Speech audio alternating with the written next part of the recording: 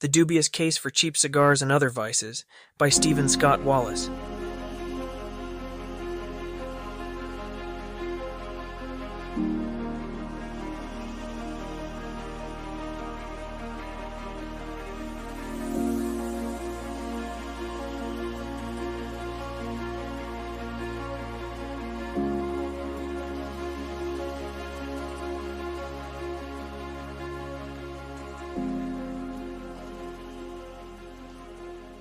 Kevin Bracken offered me a cigar, wrapped in pink cellophane, and girded with a label announcing, "It's a girl."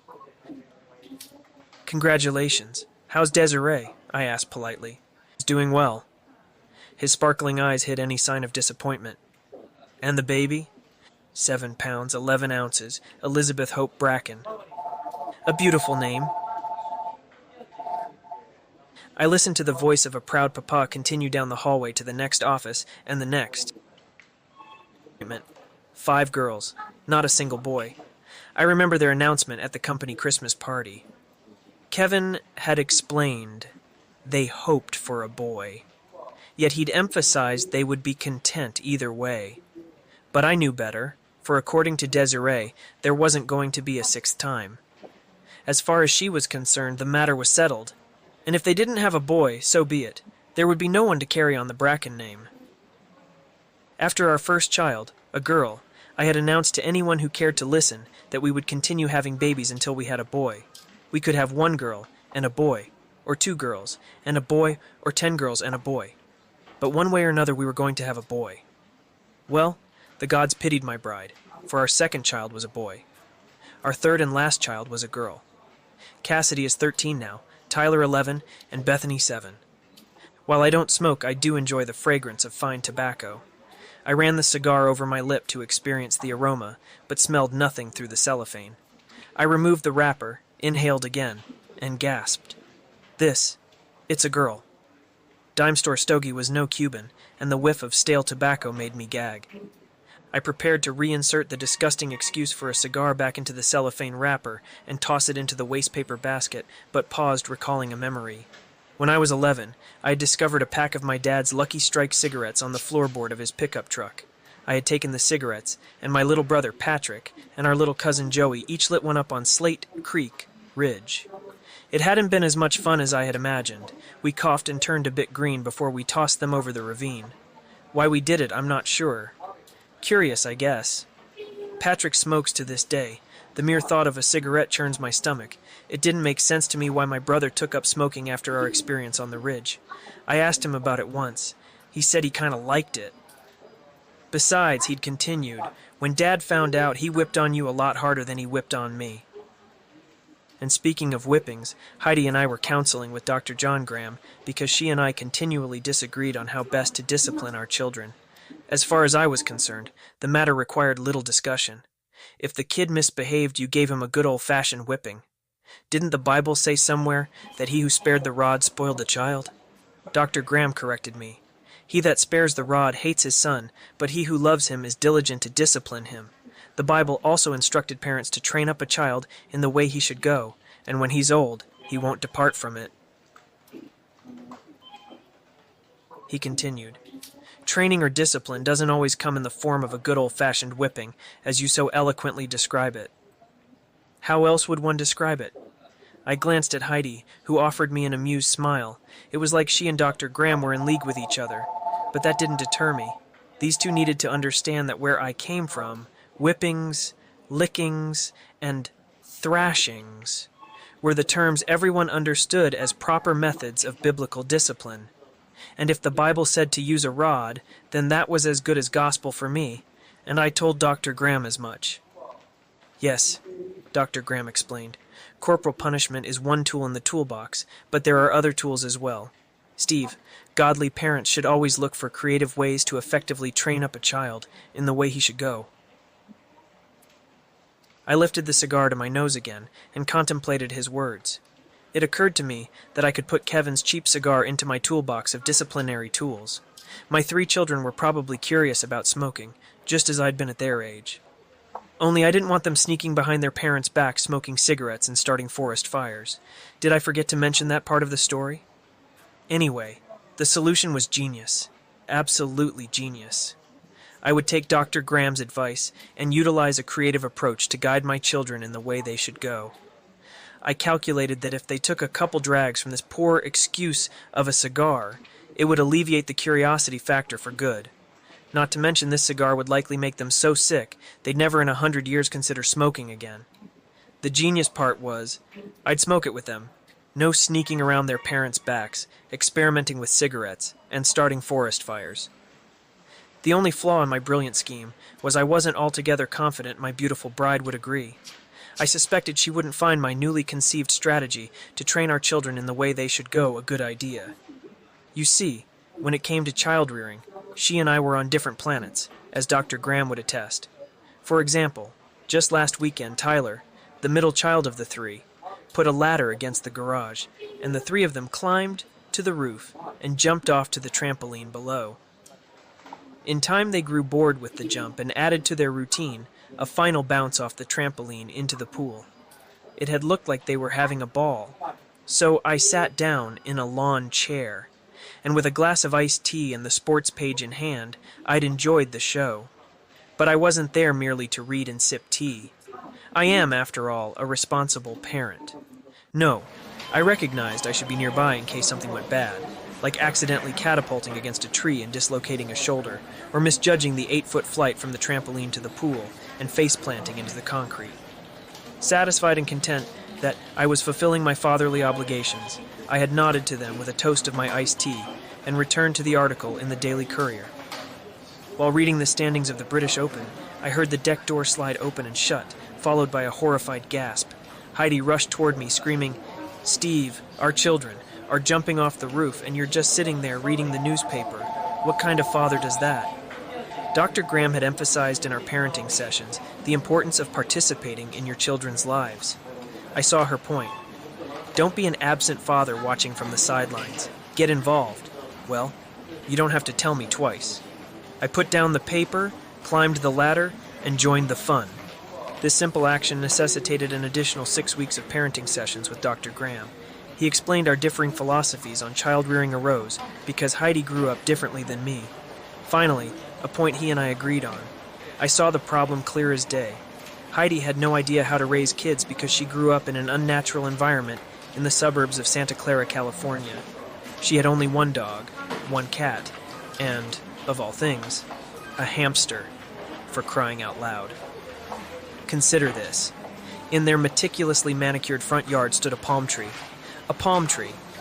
Then in the backyard, Heidi had had a playhouse, a swing set, and a swimming pool. What kind of life is that for a kid? To top it off, her dad had a car, and so did her mom. 2 new cars parked in a perfectly organized garage, attached to a white 2-story 3-bedroom house, all set at the end of a quiet cul-de-sac. I, on the other hand, had a normal childhood. I had never heard of a cul-de-sac, and anything that even resembled a lawnmower had 4 legs and chewed its cud. We never had playhouses or swimming pools. Instead, we built tree forts and went swimming in the creek. Along with multiple dogs and cats, we had horses, cows, hogs, goats, and chickens, and if there were any hamster-like critters around, we would have never known about it because the cats would have gotten them. Nor did we have well-organized garages, but we did have a barn, a woodshed, a chicken coop, and an outhouse. We didn't drive fancy new cars. Instead, we got around in pickup trucks and farm tractors. Yes, Heidi and I saw life through a different set of lenses, and how we chose to discipline our children magnified those differences. Where she thought a timeout would best remedy a situation, I felt a good old-fashioned butt-whipping got the point across much more efficiently. But I'm not an altogether unreasonable person. I recognize that compromise is a necessary commodity in matters such as these. As they say, the best way to put out fires is to stop them before they start, and I thought the best way to prevent this argument was not to tell Heidi of my clever plan to train up our children to be non-smokers. I figured what she didn't know wouldn't hurt her. I reinserted the cheap cigar in the cellophane and contemplated my plan. An ingenious plan indeed, and tonight would be the perfect night to implement it. Monday evenings were Mom's night out at our church, and my night to watch the kids. It could not be more perfect. Heidi would be out for 2 or 3 hours, and I would be home alone to wisely instruct our children on the evils of smoking. My ingenious plan to smoke this cigar with my children prompted memories of my first time smoking a cigarette. It all began, I believe, on the front porch of my grandmother's home.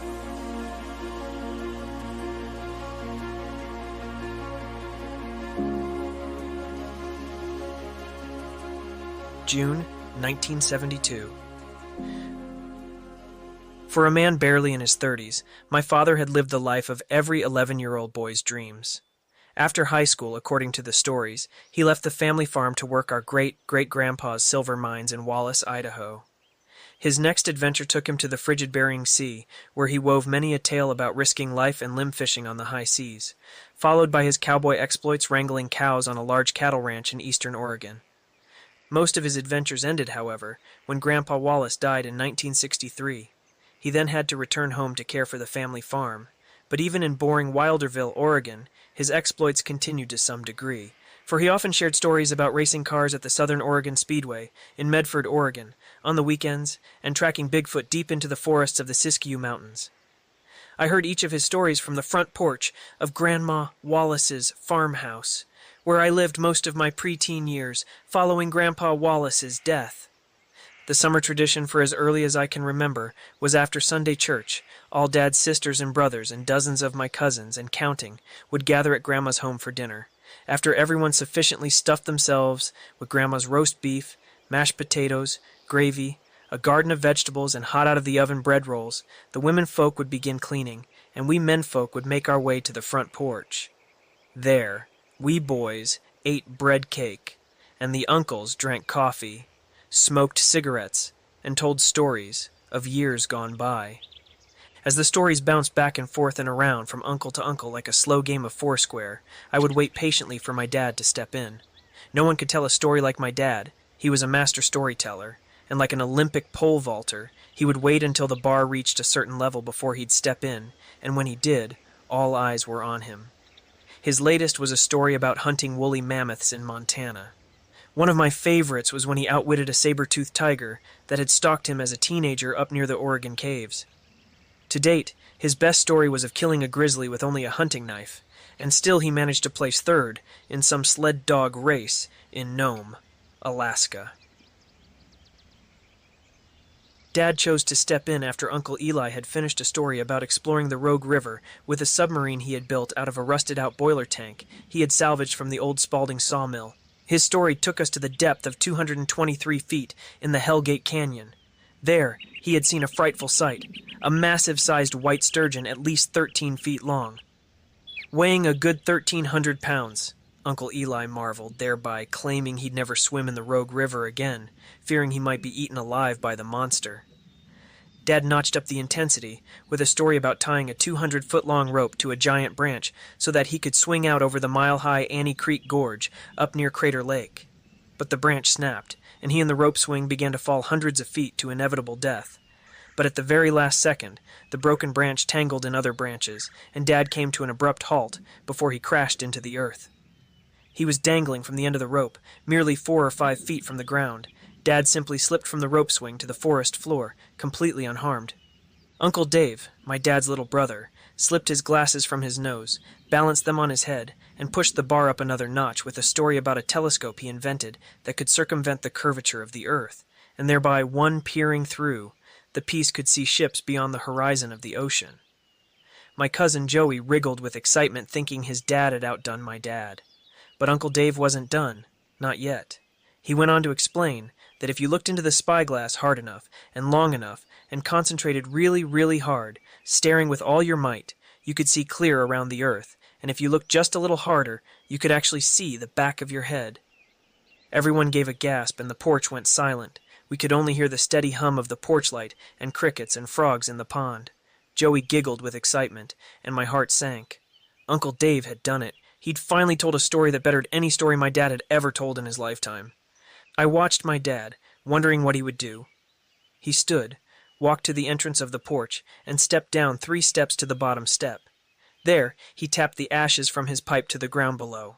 He turned, and though every eye watched, he seemed to ignore the stares as he reached into his shirt pocket, pulled out a pouch of tobacco, and tamped a new batch into his pipe. He stepped back up onto the porch and slowly studied each person with a twinkle in his green eyes. He lit the pipe, puffing in and out until the bowl glowed and smoke exhaled through his nostrils.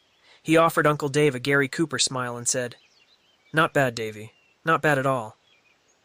He then pushed the bar up another 6 or 7 notches, well out of reach of any novice like Uncle Dave, with a masterful story about curling up inside an old log truck tire and rolling down the side of Marble Mountain. The tire sped down the mountain, approaching speeds that challenged Chrysler's fastest Hemi, while at the same time bouncing 50 and 60 feet over trees and rivers. 2.5 hours later, the tire came to a stop at the Caveman Bridge in Grants Pass, where Dad was so dizzy he couldn't walk in a straight line for 3 weeks. I went to bed that night, hoping one day I might live a life as adventurous as my dad's.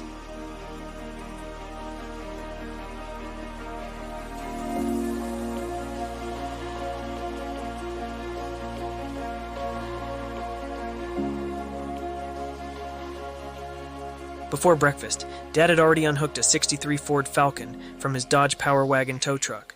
Not only was he a former race car driver, but he was also an automobile connoisseur and had a keen eye for potential four-wheeled gems. Behind the barn, he had a couple dozen partially dismantled cars waiting to be refurbished into priceless collector items. Mom wasn't the visionary Dad was, and had a difficult time seeing past the wheelless cars, broken windshields, and rusty fenders.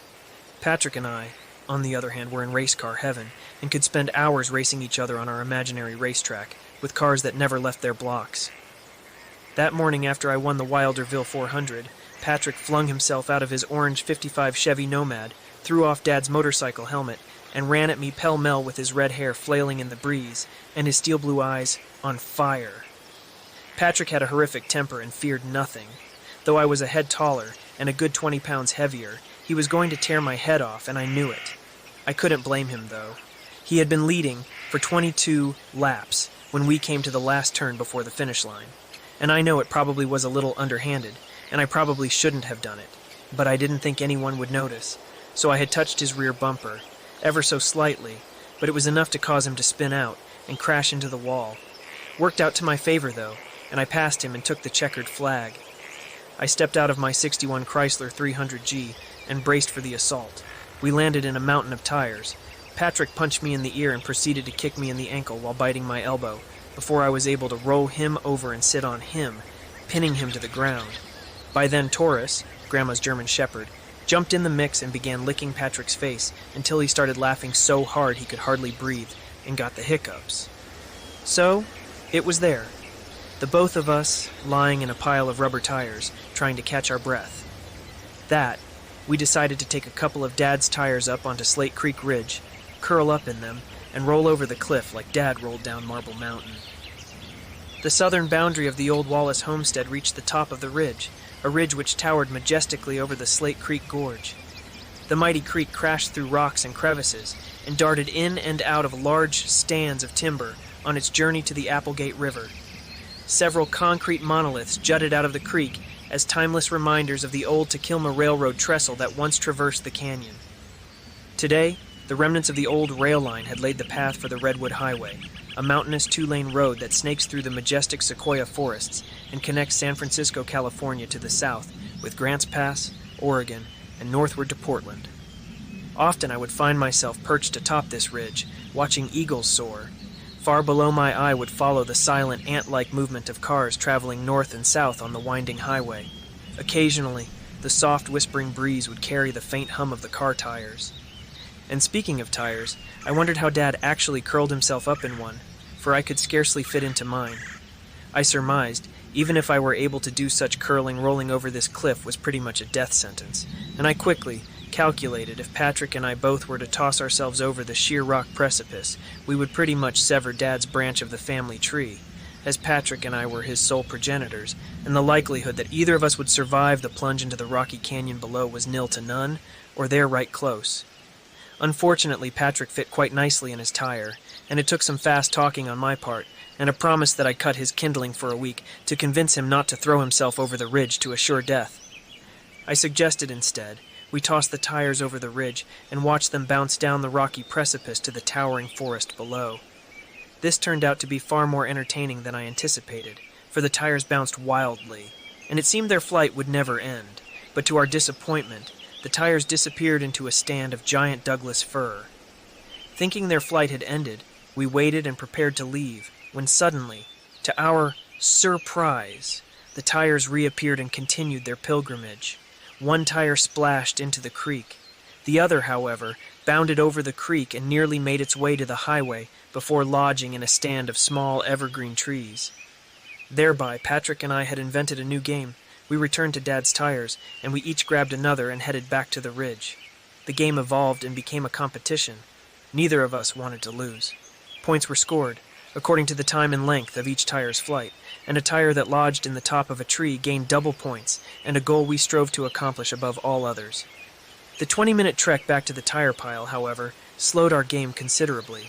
Therefore, we established Copper Captain to aid in our rubber tire transportation business. Copper Captain was an old Shetland pony Grandma had on the farm for the grandkids, yet at a towering 14 hands, some questioned whether he was a pony at all. Regardless, Grandma held his papers, and no one dared argue against her. Cappy, as we called him, was the color of a shiny penny with a blonde mane and tail.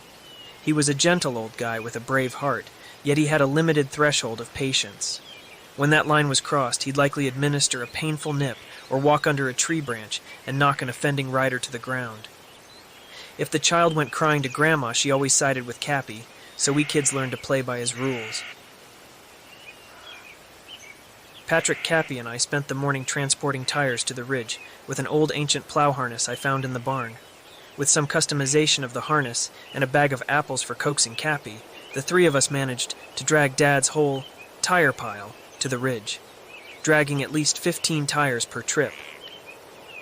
After lunch, Patrick and I continued our tire tossing game, but we ended up with an odd tire. Worried that Patrick might curl up inside it and roll himself over the ridge, I thought about giving him an extra toss. This would guarantee his win, a sacrifice I was willing to make to keep my brother alive. But the thought of losing the game was almost more than I could bear.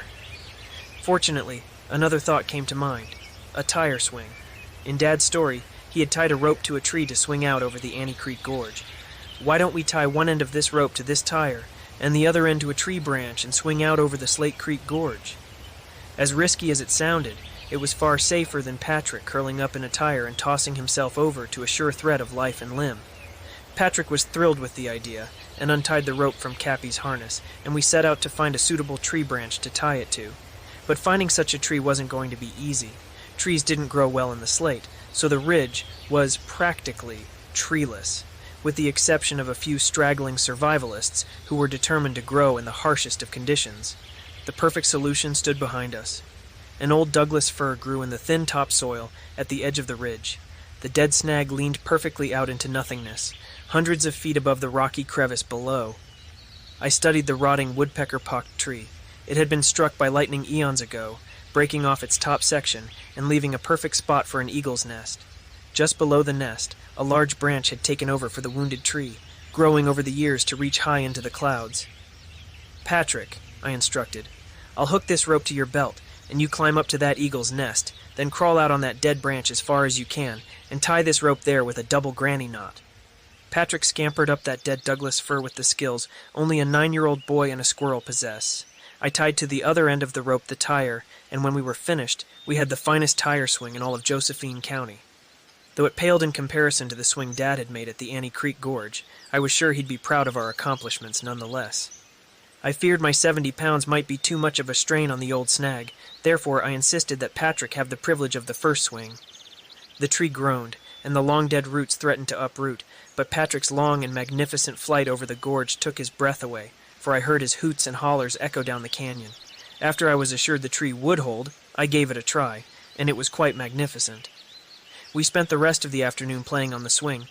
When we arrived back at the farmhouse, Dad's 1954 Chevy pickup truck sat in the driveway, indicating he was home from work, and we were late for dinner. Mom rushed us to the washroom to wash our hands.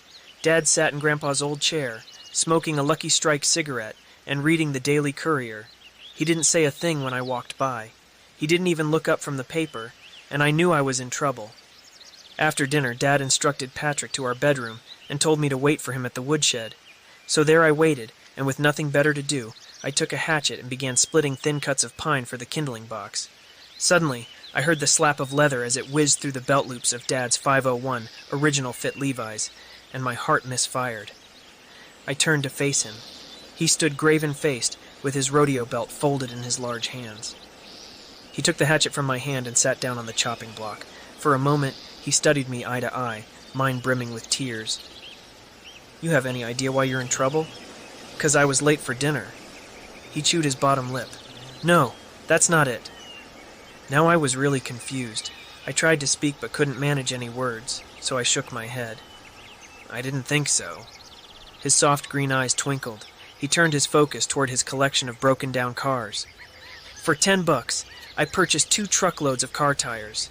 His face returned to mine. "Tires I had planned to use to burn brush piles. When I left this morning, they were right there as I had left them. When I returned from work, they had disappeared. Just vanished." He paused, and I took a deep breath and slowly began to understand my infraction. "Do you have any idea what happened to them?" I nodded.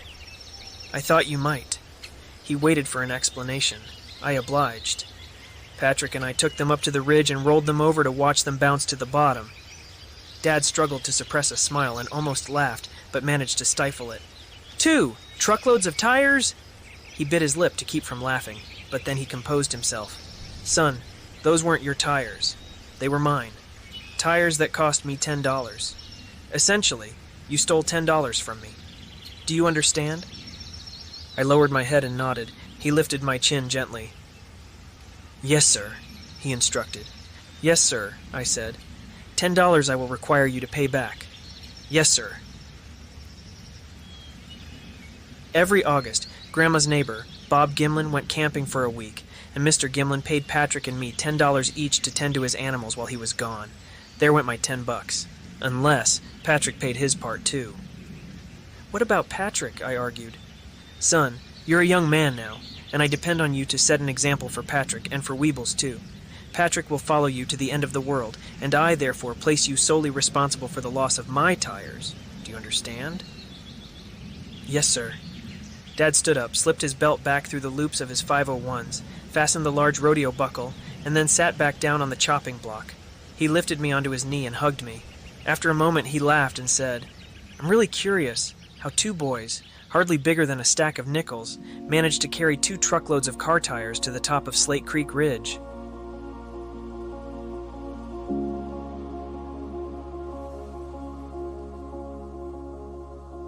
The tire swing became a big hit. Local neighborhood kids would flock to the ridge to watch others defy death and fly out over the valley far below. Few actually made the daring swing, but those who did were counted among the bravest in all of Wilderville. Cousin Joey and Patrick were the exceptions. Neither had a lick of self-preservation, and together they would egg the other into the most daring of stunts. It was these 2 that the thrill-seekers came from miles around to watch. Joey and Patrick reveled in the spotlight and went to great lengths to please their audience. They were the first to ride the swing as a pair, whooping and hollering like bronco busters to the cheers of onlookers. I studied the ground at the base of the old snag as it heaved against the strain, rising up and down, groaning under my feet when the swing reached the farthest point of its arc. The withered roots threatened to snap at any moment and hurl the tree, the tire swing, the riders, and all to the jagged crevices far below. I half expected reporters from the Daily Courier would arrive one day with their cameras and news crew to interview me for building such an alluring spectacle in Wilderville, Oregon, of all places. I imagined news of our great swing would span the state and make headlines on the local TV channels, but that never happened. However, on occasion, cars would halt their pilgrimage along the historic highway, park along the creek, near the remnants of the old railroad bridge, and watch the boys defy gravity hundreds of feet above their heads. While the news of our great swing never reached the masses, it did make waves in the neighborhood. Once while shopping at the Wilderville store, a neighbor cornered Mom at the checkout stand. Her name was Mrs. Snodgrass, and she informed Mom, matter-of-factly, that she was an irresponsible parent, allowing the kids in the neighborhood to play on that death trap of a tire swing. Mom never took kindly to the local busybody, and used the opportunity to explain to her it was none of her dad-gummed business what the kids did on her property, and that it's better to die while enjoying life than it is to exist and not have any life at all. Mrs. Snodgrass pursed her lips, seemingly wanting to say something more, but suddenly found herself at a loss of words. She looked to Mr. Cochran for support, but Mr. Cochran didn't say a word. Instead, he pulled his pencil from behind his ear and bit the eraser in an attempt to conceal a smile, but failed. Mrs. Snodgrass turned her fury on him. "Well, I've never been so insulted in all my days." She glared at Mom. "Good day, Miss Scott. And as for you, Mr. Cochran, you will never see me in your store again." With that, she grabbed her groceries and waddled out of the store. Patrick, Joey, and I cashed in our pop bottles, and each bought a 39-cent Flying Ace glider, a Shasta soda pop, and a pocketful of penny candy. While Mom drove home, we sat in the bed of Dad's '54 Chevy pickup, sucking on root beer barrels and assembling our Flying Aces. Before Mom could park the truck, our gliders were already in the air, and we bounded out of the pickup after them. Before we could get too involved in our new game, Mom called us to help with the groceries. When I returned for a second run, I lifted a brown bag from the floorboard of the truck and noticed an opened pack of Dad's Lucky Strike cigarettes under the seat. I picked it up, and inside were 6 non-filtered cigarettes. It's moments like this that become etched into one's memory forever. Along with the electrical synapses engraving permanent images into my brain, I also felt an extraordinary surge of testosterone, teaching me the fundamental lesson of what truly makes a man: smoking cigarettes. During that brief moment when I held that pack of Lucky Strike cigarettes in my hand, I was convinced beyond refute. It was obvious. Children don't use tobacco, only adults do. Clearly, the transition to manhood began with smoking cigarettes, especially the non-filtered type. I pictured myself standing tall, a cigarette firmly between my lips, regaling others with tales of my manly heroics as they listened in awe. It all started to make sense. The first rule of manhood was clear. Real men smoke. It was obvious. Dad smoked, and Mom didn't. Uncle Eli smoked, and Aunt Nora Jean didn't. Grandpa Scott smoked, and Grandma Scott smoked too. This proposed a bit of a conundrum. But because Grandma Scott was old, I reasoned, she didn't count. But then there was Uncle Dave. He didn't smoke either. Gee, this was much more complicated than I realized. "Steve, what's the holdup?" Mom startled me out of my rumination, and I quickly shoved the cigarettes back under the seat. We set our Flying Aces to flight in the back pasture among the grazing cows and watched them float in the breeze. Boys are funny creatures and, in time, grow bored with the norm. Our Flying Aces at first entertained us with their fluttering flights over hilly cow pastures and across small frog ponds. On occasion, they even delighted us with euphoria when an unusual updraft carried the small crafts high into the cloudless sky only to circle slowly back to earth. But after a time, boys are no longer satisfied. They want more. Boys always want more. They want higher and farther and faster, and most importantly, they want fiery crashes with dramatic explosions. The answer was obvious. Slate Creek Ridge. On our rush to the ridge, Mom stopped us for lunch.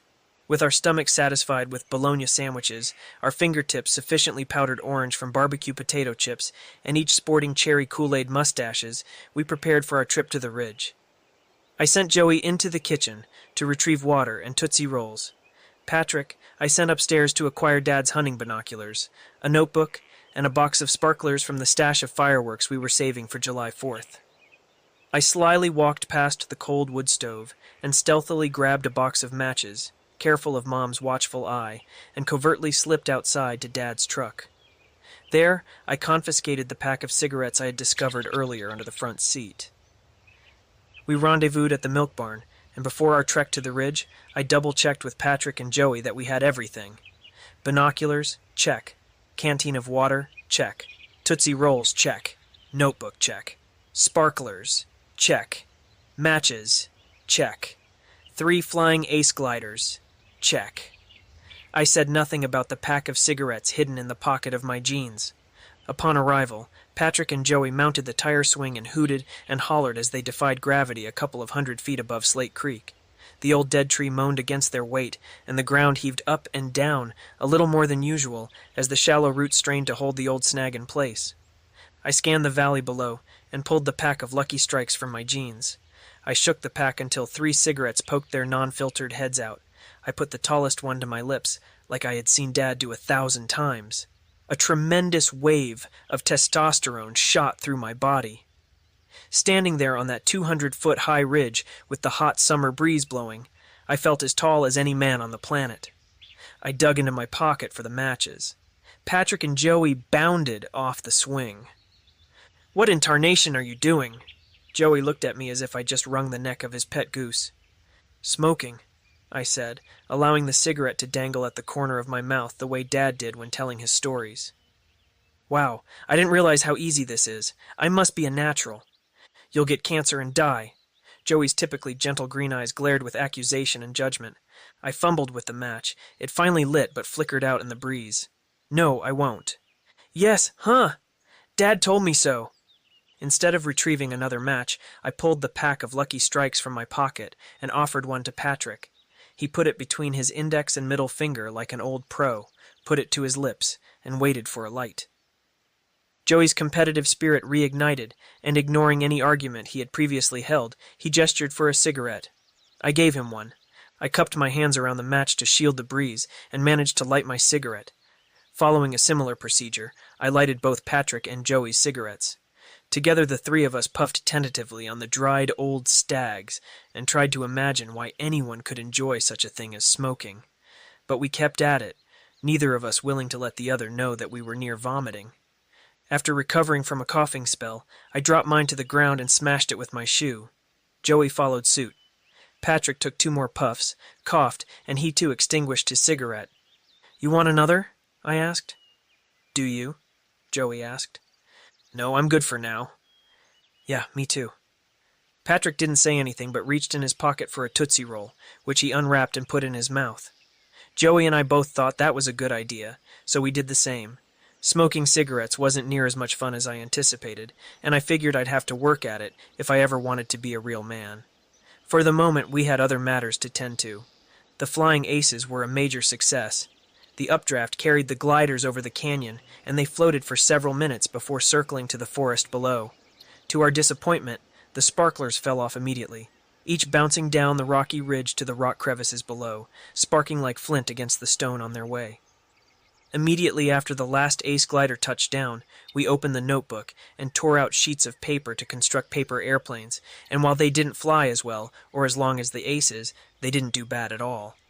To achieve the fiery crashes we so desired, we chewed our Tootsie Rolls just enough to become soft and sticky brown gooey balls to act as an adhesive to hold the sparklers onto the handmade airplanes. Thereby our planes did glide for several minutes before the sparklers ignited them to flames, and to our delight and cheers, they landed in Slate Creek in fiery crashes, which we thought was really cool. Regrettably, though, not all of the burning planes made it as far as the creek.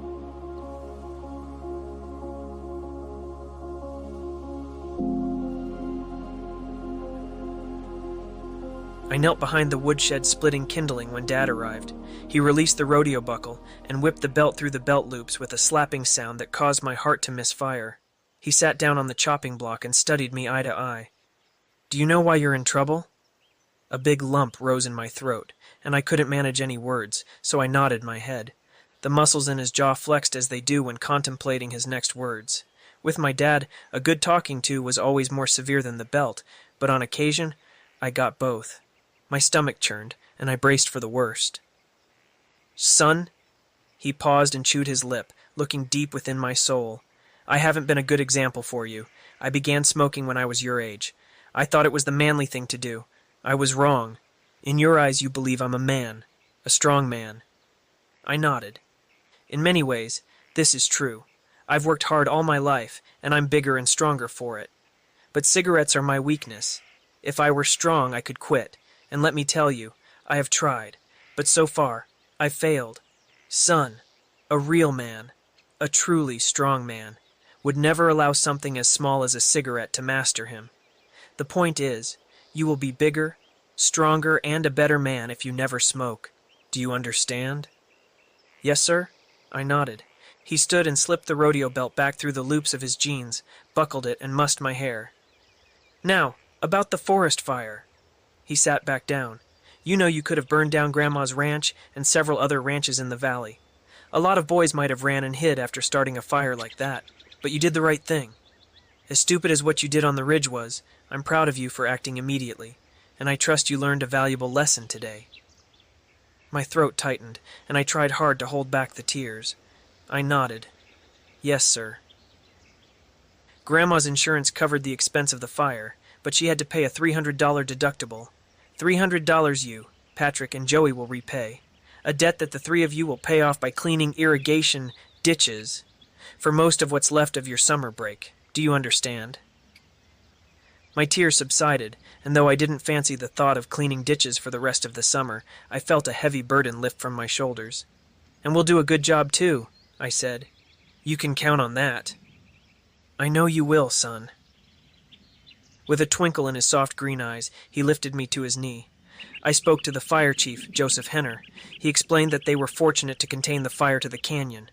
But what was odd, he said, was that it was the hottest fire he had ever seen. That famous Gary Cooper smile grew across my dad's face.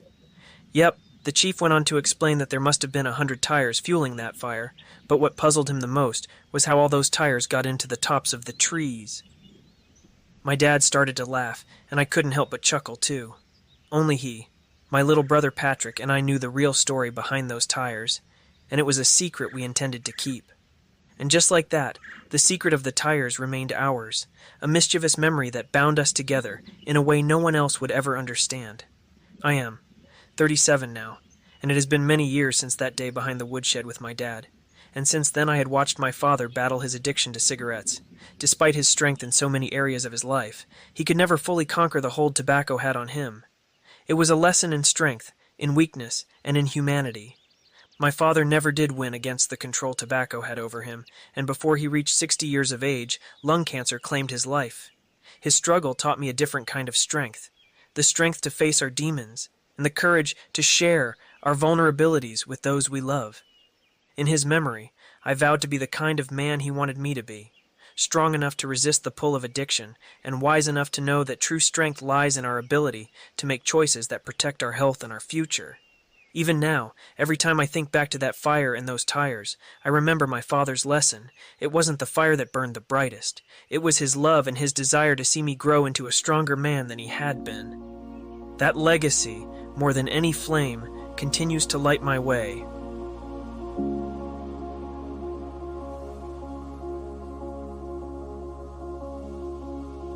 Today.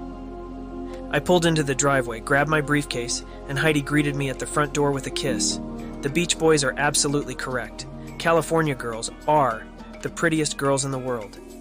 "Hi, hun," she said. "The kids are in the backyard playing on that silly tire swing you insisted on hanging back there. I told them they had to wait for you to get home before they could jump back into the pool. Dinner's in the oven when you're ready. I'm late. I'll see you in a couple of hours. Love ya. Bye." Kirby, our yellow Labrador, barked as she whipped around the cul-de-sac and up the lane in her new minivan.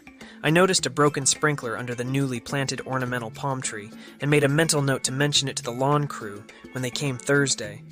I removed my coat and tie, and with the briefcase I walked to the rear deck. Bethany, our youngest, saw me first, catapulted off the tire swing and, in 2 quick strides, landed in my arms. "Daddy, can I get into the pool now? I want to show you how far I can hold my breath." "Not just yet," I said. "I have a surprise first." "For me?" "Yes, for you and for Cassidy and Tyler, too." I instructed them to take a seat around me, and my 3 towheads surrounded me in eager anticipation.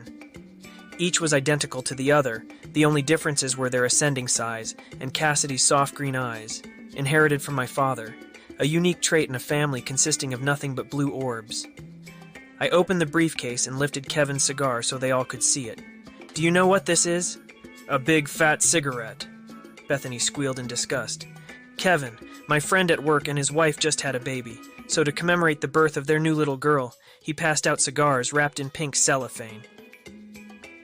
"What's her name?" Cassidy asked. "Elizabeth, kind of like Bethany's name." "Is not," Bethany said. "Well, true. Not exactly.